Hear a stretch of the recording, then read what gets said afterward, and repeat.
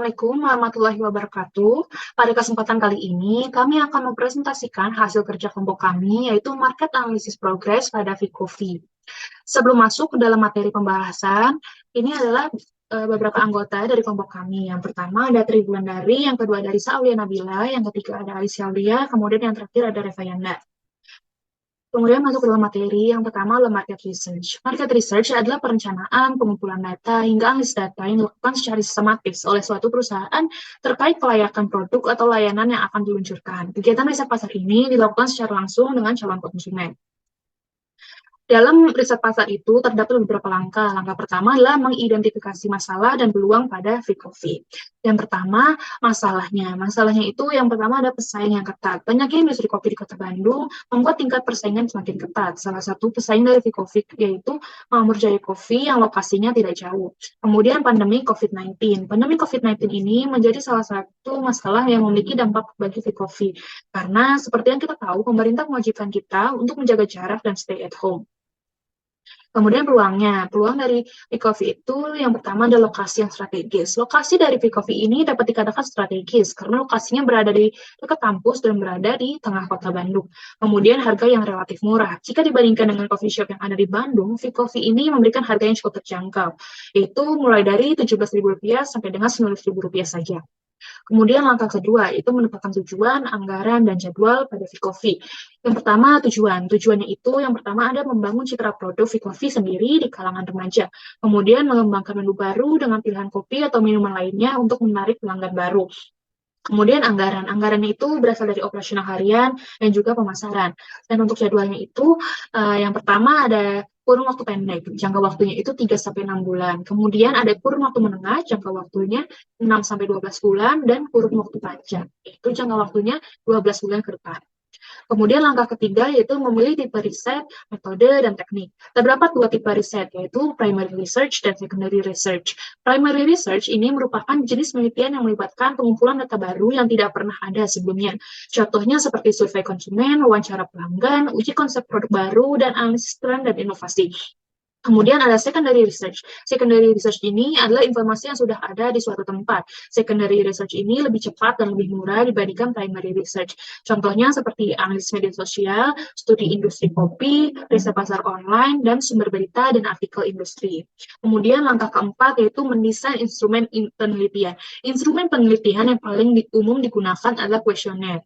Nah, ini adalah beberapa tips untuk membuat kuesioner yang baik. Yang pertama, buatlah kuesioner itu yang simple. Mulai dari tampilannya, pertanyaannya itu yang umum, kemudian pertanyaannya lebih spesifik. Kemudian ada yang kedua itu sebelum menyebarluaskan kuesioner, minta beberapa orang untuk melengkapi survei dan memberikan masukan. Yang ketiga, mencampur bentuk pertanyaan dalam berbagai bagian kuesioner. Yang keempat, bentuk atau cara mengajukan pertanyaan dapat mempengaruhi jawaban yang diberikan oleh responden. Dan jadi pertanyaan itu dibuat menjadi dua bentuk, yaitu pertanyaan tertutup dan pertanyaan terbuka. Kemudian ada skala mengacu pada pertanyaan yang meminta responden untuk mengurutkan jawaban mereka atau mengukur jawaban mereka pada titik tertentu pada skala. Skalanya itu bisa dibuat dari 1-5 atau 1-10. Kemudian ada responden menjawab pertanyaan dengan kata-katanya sendiri.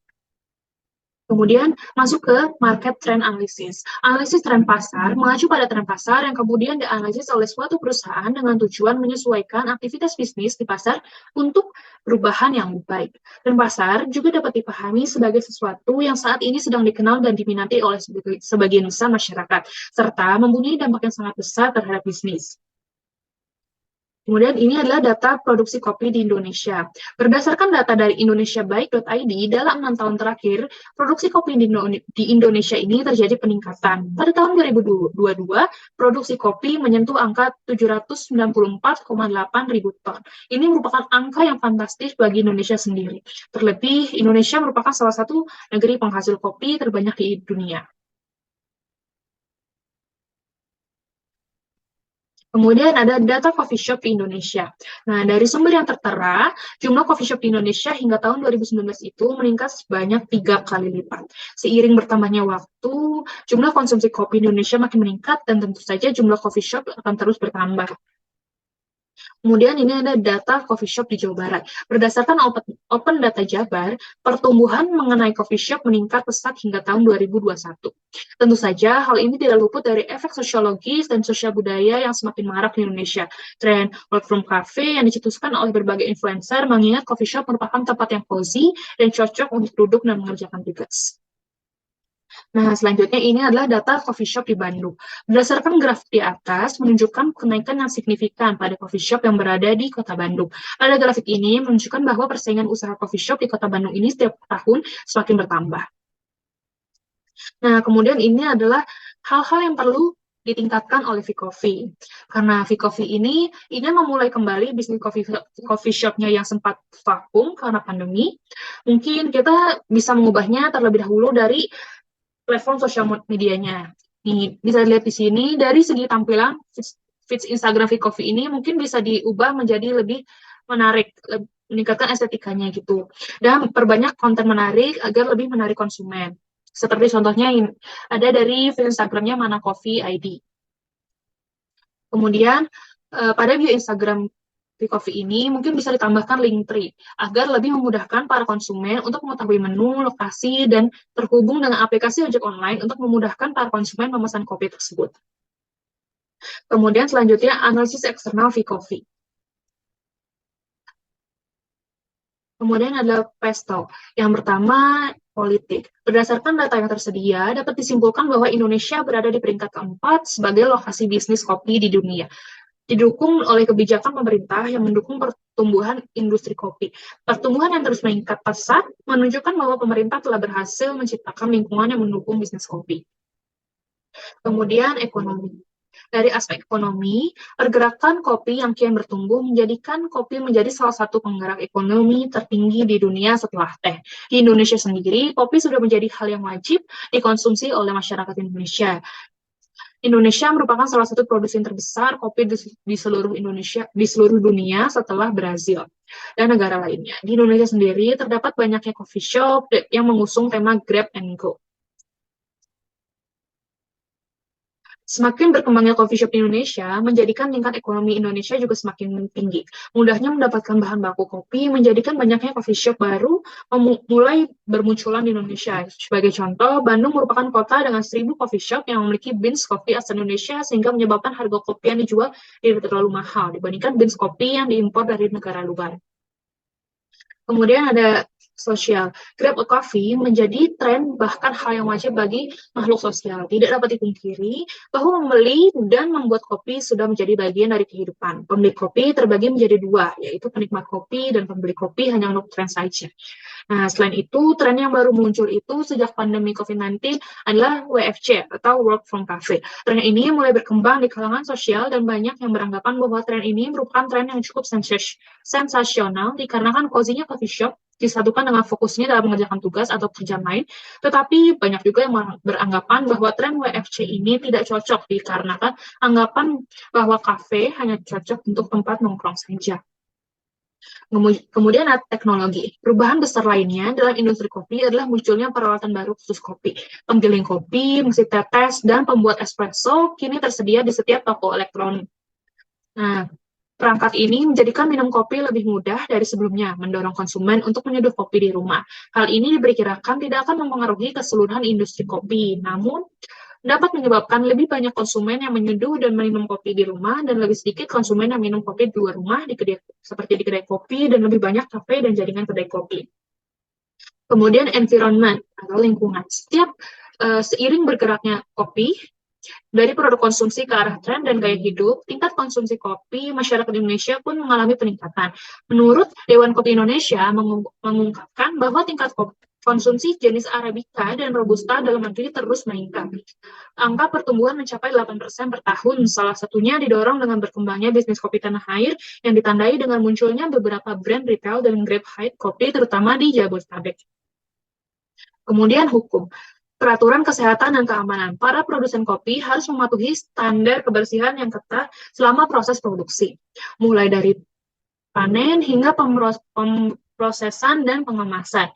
Ini mencakup kebersihan alat dan peralatan yang digunakan untuk menghindari kontaminasi bakteri, pertumbuhan jamur, atau pengotor lainnya. Pelanggaran peraturan ini dapat mengakibatkan sanksi hukum yang serius dan merusak reputasi bisnis. Oleh karena itu, produsen kopi perlu berinvestasi dalam memahami, mematuhi, dan memantau semua aspek peraturan ini untuk menjaga kualitas dan integritas produk kopinya. Selanjutnya ada five factors. Yang pertama ada threat of new entrants. Beberapa ancaman yang mungkin dihadapi oleh penyelenggara dalam industri kopi. Yang pertama ada inovasi produk. Pendatang baru membawa ide-ide inovatif dan produk-produk baru ke pasar kopi yang dapat menarik perhatian pelanggan. Yang kedua ada harga yang kompetitif. Yang ketiga pemasaran dan merek yang tegas.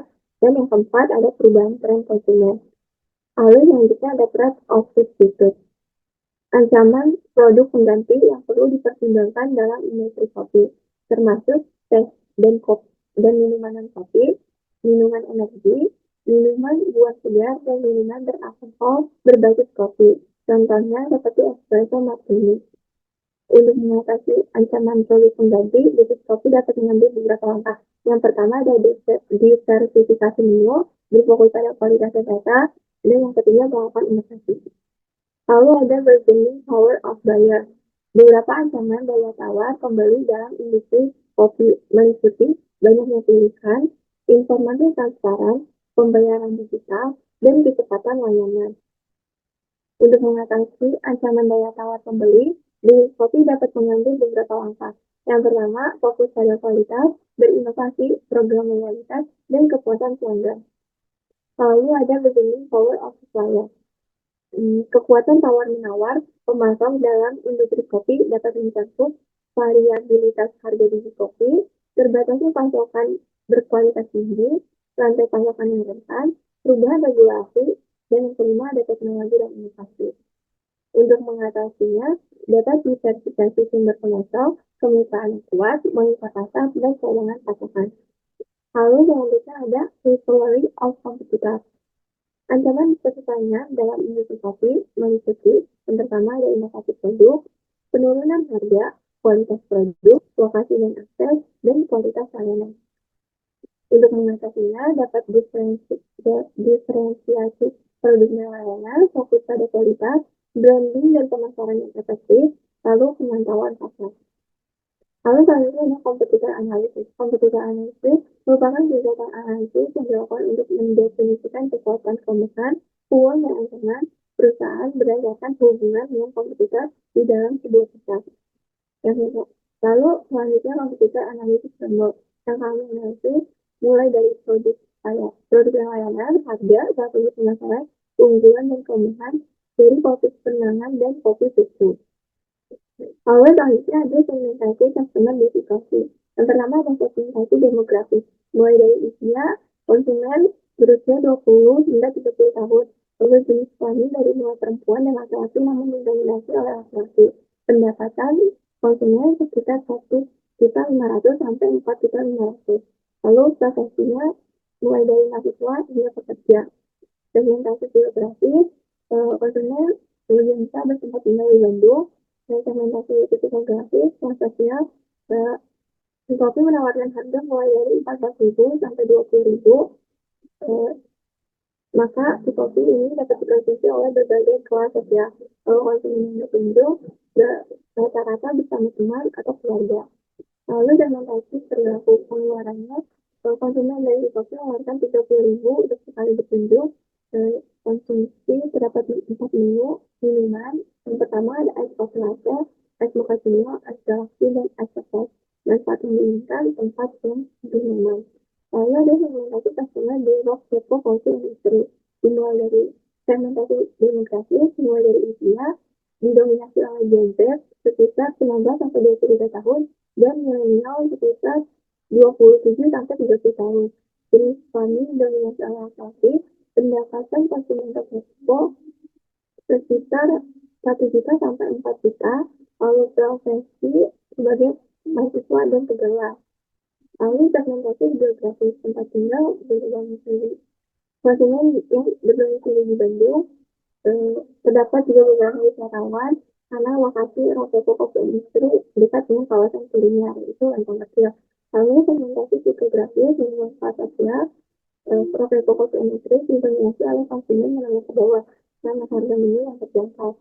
Lalu konsumen berkunjung pada umumnya datang bersama teman-teman atau personal. Lalu segmentasi perilaku.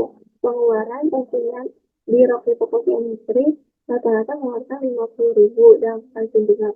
Lalu konsumsi, mayoritas konsumen menyukai menu espresso bed.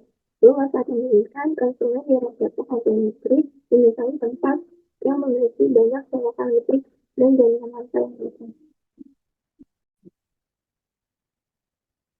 Yang selanjutnya ada kultur consuming. Budaya kopi adalah tradisi yang berkaitan dengan konsumsi, persiapan, dan mengapresiasi kopi di berbagai kalangan seluruh dunia, yang mencakup beberapa aspek seperti cara menyiapkan kopi, ritual minum kopi, peran sosial, dan cara menanam kopi. Budaya mengkonsumsi kopi di Indonesia sangat beragam dan bervariasi yang mencakup berbagai macam seperti budaya kopi di setiap daerah, kebiasaan sehari-hari, dan perilaku sosial. Budaya kopi di setiap daerah di Indonesia memiliki ciri khas yang berbeda-beda, seperti budaya kopi di Aceh. Tradisi unik minum kopi di Aceh yaitu kopi walik, yang penyajian kopinya dengan cara dibalik. Lalu budaya kopi di Yogyakarta, yang biasa disebut dengan kopi jos, yaitu kopi hitam pekat, tetapi yang membuatnya unik dan berbeda dengan kopi lainnya, yaitu dimasukkan arang yang membara ke dalam kopi tersebut. Lalu budaya kopi di Sumatera Barat yang biasa disebut dengan kopi talua, yaitu kopi ini diracik bersama kuning telur ayam kampung. Lalu budaya kopi di Sumatera Utara. Tradisi minum kopi dicampur dengan buah durian yang dibuat dengan cara diseduh, dicampur dengan buah durian yang telah dihaluskan yang menggunakan blender. Lalu buah durian yang digunakan pun harus berkualitas agar tetap menjaga aroma dan rasa saat bercampur dengan kopi tersebut. Lalu untuk kebiasaan sehari-hari, budaya ngopi semakin populer di Indonesia, yang menjadi rutinitas penting sebelum beraktivitas. Kedai kopi bukan hanya tempat minum kopi, tapi juga tempat berkumpul dan berdiskusi. Dalam tren bisnis kopi ini muncul berbagai inovasi rasa seperti campuran minum kurma, alpukat, susu, jahe, coklat, dan nuansa Arabian. Lalu ada the process. Pertama ada self. Dalam kehidupan yang semakin sibuk, masyarakat cenderung memilih kedai kopi dengan konsep grab and go, atau tempat nongkrong untuk bekerja dan bersantai. Dengan maraknya coffee shop ini, pilihan masyarakat semakin beragam, mulai dari konsep estetik hingga tempat yang simpel dengan harga yang terjangkau. Tea coffee menonjol sebagai opsi bagi mereka yang mencari kombinasi kopi dan makanan berat dalam suasana yang nyaman. Lalu ada use, customer memilih coffee shop berdasarkan preferensi jenis biji kopi, dengan preferensi rasa seperti pahit, asam, buah, atau floral. Menu yang beragam juga mempengaruhi pilihan mereka. Lalu ada pun packaging yang unik seperti plastik cup, gelas, disposable cup, atau yang terbaru seperti cookies cup yang turut menjadi pertimbangan mereka. Selain untuk dinikmati, penjualan kopi juga dipengaruhi oleh tren sosial dan eksibisi di media sosial. Lalu ada dispose. Kopi memiliki banyak manfaat, seperti daunnya yang dapat digunakan sebagai obat-obatan, lalu bijinya sebagai bahan minum makanan, ampas sebagai kompos, dan biji busuk sekalipun bisa sebagai pupuk tanaman. Lalu cup kopi juga bisa kita manfaatkan untuk keperluan lain atau sebagai bahan pupuk. Lalu ada analisis informasi kopi. Yang pertama pada marketing, ada analisis segmenting, targeting, and position. Segmenting, yaitu pada demografis Gen X, milenial, Gen Z, geografisnya pada Kota Bandung, perilakunya orang yang suka menongkrong, orang yang suka kopi, dan orang yang suka mencari affordable coffee. Untuk psikografisnya santai, kreatif, memiliki pengetahuan tentang kopi. Lalu untuk targeting, Tea Coffee menargetkan pecinta kopi dengan harga yang terjangkau dan kaum muda pencari ketenangan di area lingkung atau Bandung. Dan sasaran pun mencakup rentang pendapatan menengah ke atas hingga bawah yang mengacu pada harga produk Tea Coffee dan UMR Kota Bandung. Lalu untuk position, area sekitaran Tea Coffee minim dengan keberadaan coffee shop yang menjadikan Tea Coffee ini outstanding dibandingkan dengan toko-toko yang berada pada area tersebut. Lalu ada analisis 4P. Yang pertama ada produk yang disajikan oleh Tea Coffee tidak hanya minuman kopi saja, tetapi terdapat juga minuman kopi dan pastry. Lalu ada place. Tea Coffee berada pada area Bandung Kota, tepatnya di Cikawang nomor 21, Lengkong, Kota Bandung. Di sekitar Tea Coffee pun tidak terdapat coffee shop lainnya dan juga Tea Coffee berada di pinggir jalan, sehingga mudah untuk ditemukan. Lalu untuk harga yang disajikan oleh Tea Coffee selalu terjangkau dengan range harga 16.000 sampai 25.000. Untuk promosi yang dilakukan oleh Tea Coffee lebih mengandalkan sistem word of mouth dibandingkan dengan promosi menggunakan sosial media. Lalu ada financial condition. Yang pertama pendapatan. Pendapatan harian Tea Coffee berkisar antara 1 hingga 2 juta rupiah.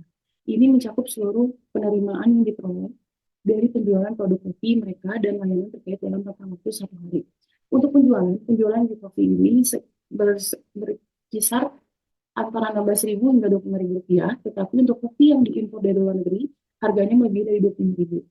Menunya yang populer di Coffee meliputi sky latte, kopi susu, pastry, dan teh bonito. Untuk pengeluaran utama di Coffee terfokus pada biaya bahan baku, termasuk biji kopi, kemasan, dan bahan tambahan, dan biaya tenaga kerja, yaitu upah. Untuk operation supply chain analysis, proses dimulai dari pemasok biji kopi dari petani, lalu pemasok kepada kemasan itu rahasia perusahaan, kemudian kedua pemasok tersebut disalurkan kepada Coffee dan customer. Terkait customer, di sisi kanan merupakan tahapan pembelian langsung pemesanan dibuat, pembayaran bisa tunai ataupun dari dompet digital, lalu pesanan diproses, lalu tahapan terakhir pengambilan produk. Lalu di sisi kiri merupakan tahapan pesanan antar bisa melalui GoFood, GrabFood, dan ShopeeFood. Lalu pesanan dibuat, pembayaran melalui debit ataupun COD yang bisa dibayar langsung di tempat, lalu pesanan diproses, lalu ada pengemasan, dan yang terakhir, pengiriman produk.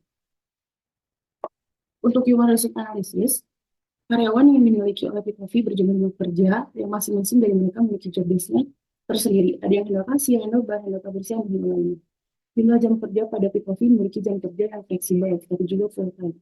Dalam artian, para karyawan memiliki jam kerja dari awal buka hingga selesai. Apabila karyawan lain sedang break, maka akan digantikan oleh karyawan lain. Gaji karyawan mengenai gaji yang dimiliki oleh tiap karyawan setara dengan UMR Kota Bandung atau sekitar 3 juta sampai 4 juta. Untuk seleksi pekerja, Coffee tidak memiliki kriteria khusus, dikarenakan yang menjadi karyawan pun adalah teman dari pemilik Coffee itu sendiri. Untuk analisis SWOT, dalam kasus ini merupakan strength yang dimiliki oleh Coffee adalah yang pertama, harga produk terjangkau dengan range harga 16.000 hingga 20.000. Yang kedua, produk yang tersedia tidak hanya kopi saja, tetapi terdapat minuman kopi, serta beberapa snack pilihan. Yang ketiga, bermitra dengan delivery online seperti GoFood, GrabFood, dan ShopeeFood. Yang keempat, harga bahan baku yang terjangkau. Yang kelima, alat pembayaran tersedia dalam beberapa jenis seperti cash, kris, dan mesin edisi. Lalu yang terakhir, yang keenam, lokasi Coffee yang dekat dengan bengkel mobil dan kampus menjadikan Coffee tempat yang tepat sembari menunggu. Lalu ada weakness. Dalam kasus ini merupakan weakness yang dimiliki oleh Coffee. Yang pertama, ada promosi yang dilakukan hanya menggunakan metode word of mouth. Yang kedua, dana pada sosial media yang kurang. Yang ketiga, sarana promosi yang dilakukan belum maksimal. Yang keempat, fasilitas yang disediakan kurang memadai. Yang kelima, memiliki tempat yang kurang luas. Dan yang keenam, tempat yang tersedia tidak support untuk trend work from cafe. Lalu untuk opportunities, berikut opportunities pada Coffee. Yang pertama, membangun hubungan baik dengan pelanggan. Yang kedua, membuat inovasi produk baru, mengikuti tren yang ada seperti digital. Yang ketiga, tren work from cafe meningkat. Yang keempat, tren grab ke cafe. Yang kelima, membuat tempat yang lebih luas dan support work from cafe. Lalu yang keenam, menyediakan minuman dengan kapasitas 1 liter. Lalu untuk thread, berikut thread pada Coffee. Yang pertama, persaingan yang tinggi. Lalu rating buruk dari konsumen. Yang ketiga, proses reopening gagal. Yang keempat, kualitas bahan baku menurun. Yang kelima, harga bahan baku yang cenderung tidak stabil apabila tren coffee shop meningkat. Yang keenam, munculnya coffee shop baru dengan variasi produk yang lebih menarik. Dan yang terakhir, tidak dapat menyelesaikan perubahan tren konsumen secara cepat. Baik, mengenai materi selanjutnya akan membahas mengenai root cause analysis. Dari root cause analysis sendiri, kami menggunakan alat ini untuk mengetahui permasalahan dan penyebab dari permasalahan tersebut terjadi di Coffee. Permasalahan yang pertama yaitu persaingan yang ketat. Persaingan yang ketat disebabkan oleh Coffee yang mempunyai lokasi strategis dekat dengan kampus, namun memiliki cukup banyak pesaing, sehingga Coffee perlu meningkatkan strategi pemasarannya. Lalu penyebab yang kedua adalah kurangnya inovasi dalam membuat menu Coffee, kurang menarik bagi pelanggan. Permasalahan yang kedua yaitu kurangnya branding di sosial media yang disebabkan oleh media sosial yang digunakan oleh Coffee untuk membranding produk mereka itu kurang tepat, karena seperti yang kita ketahui pada tahun 2020 hingga 2021, banyaknya masyarakat yang menggunakan TikTok sebagai media sosial. Lalu penyebab selanjutnya adalah Coffee tidak memiliki SDM khusus untuk bisa membranding Coffee di sosial media. Nah, penyebab ini disebabkan lagi oleh sulitnya mencari seseorang yang memiliki pengetahuan bagaimana cara membranding sebuah brand coffee shop melalui media sosial. Dan juga ini semua disebabkan oleh terbatasnya biaya yang dimiliki oleh Coffee akibat dampak dari pandemi COVID-19. Permasalahan selanjutnya yaitu Coffee tidak support trend work from cafe. Penyebabnya yaitu lokasi P-Coffee di pinggir jalan sehingga cukup berisik, lalu tempat yang disediakan oleh P-Coffee kurang spesies. Selanjutnya akan membahas mengenai TOS Matrix. TOS Matrix sendiri dilakukan berdasarkan pada poin yang tertera sebelumnya pada analisis SWOT.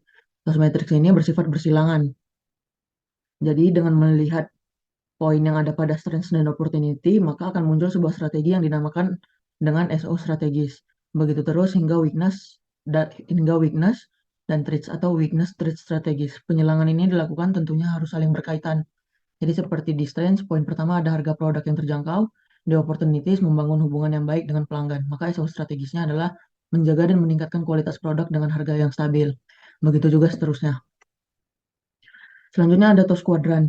TOS Quadrant ini dilakukan untuk mengetahui bobot dari masing-masing poin-poin yang ada di analisis TOS sebelumnya. Nah, yang dapat dilihat pada gambar yang pertama yaitu di sebelah kiri saya. Mengapa memilih poin 1 dengan bobot 0,1? Karena di bisnis harga tidak berpengaruh banyak. Sedangkan untuk rating 5 karena pada customer ini sangat berpengaruh. Lalu untuk poin kedua, ini dengan bobot 0,1 karena hal tersebut pada bisnis tidak berpengaruh banyak. Sedangkan untuk rating 4 karena pada customer sangat berpengaruh menarik customer dengan beragam menu yang bervariasi. Poin ketiga ini dengan bobot 0,2 karena hal tersebut pada bisnis berpengaruh banyak, tetapi sangat berpengaruh juga terhadap customer. Karena hal ini memudahkan mereka untuk memesan di P-Coffee sehingga diberi rating 4. Poin selanjutnya diberi bobot dengan 0,3 dan ini bobot terbesar dari ke-6 faktor lainnya dikarenakan harga bahan baku terjangkau dapat mengendalikan biaya produksi secara keseluruhan, sehingga biaya produksi rendah dan dapat meningkatkan profit per produknya. Pengaruh pada customer diberi rating 2 karena untuk mereka tidak berpengaruh banyak. Lalu pada poin kelima ini diberi bobot 0,1 karena ini tidak berpengaruh untuk bisnis. Mengapa? Karena melihat kondisi finansial pada P-Coffee saat itu dengan menggunakan mesin EDC ataupun QRIS menambah biaya implementasi yang tinggi. Pengaruh pada customer diberi rating 4 karena dengan hal ini memberikan mereka kemudahan dan fleksibilitas pada pembayarannya. Lalu pada poin ke-6 ini diberi dengan bobot 0,2 untuk bisnis karena lokasi P-Coffee ini dekat dengan bengkel mobil. Hal ini dapat menarik pelanggan yang sedang menunggu mobil mereka diperbaiki sehingga hal ini menjadi peluang bisnis yang baik. Untuk pengaruh pada customer diberi rating 3 karena hal ini berpengaruh. Lalu selanjutnya yang kekurangannya pada di sebelah kanan, bobot 0,2 dan rating 3 karena hal tersebut memiliki berpengaruh untuk bisnis dan customer dengan menggunakan metode word of mouth dapat meningkatkan penjualan. Lalu kekurangan yang kedua diberi bobot 0,3 dan rating 3 dengan melakukan branding di sosmed sangat penting karena saat ini sosial media sangat berpengaruh pada bisnis. Poin kekurangan yang ketiga diberi bobot 0,2 dan rating 3 karena sarana promosinya masih kurang karena P-Coffee hanya menggunakan metode word of mouth saja.